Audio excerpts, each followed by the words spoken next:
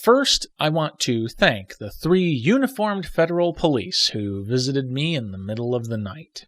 I appreciate the fact they knocked politely and never drew their guns. Second, let me offer a note of thanks to the plainclothes federal agent who interviewed me. I appreciate the fact he didn't haul me off to an interrogation room.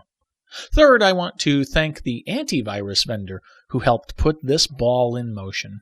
An embarrassing column about them will never see the light of day for national security reasons. The war against cyber terrorism requires utmost secrecy. Or at least that's what I hear.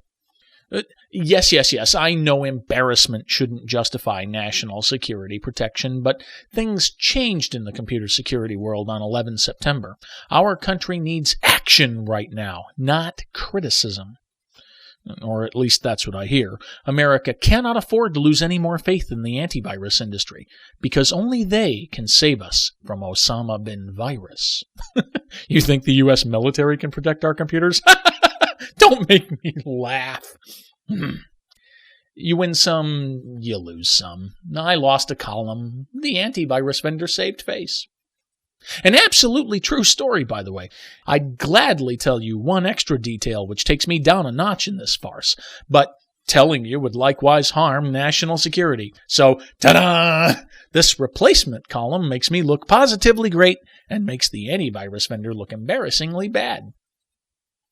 Purely by coincidence, vMyth's editor-at-large George C. Smith asked for a special tips@vmyths.com email address. That's tips, T-I-P-S, at vmyths, V-M-Y-T-H-S.com. Anything you send to it will go to at least 2 of us here at vMyths. Your tips and rumors will always reach at least one person who never signed a federal SF-312 document. I once signed such a federal document, and Smith feared someone might try to use it against me. Your tips and rumors will remain anonymous, as always. A federal SF-312 doesn't force me to reveal my sources and methods to the feds. It only affects my ability to report on the global antivirus industry's influence over U.S. national security policy. The document I signed doesn't censor anyone else around here.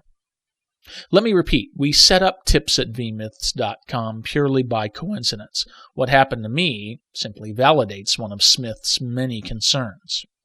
I'm Rob Rosenberger for vMyths. That's VMYTHS.com.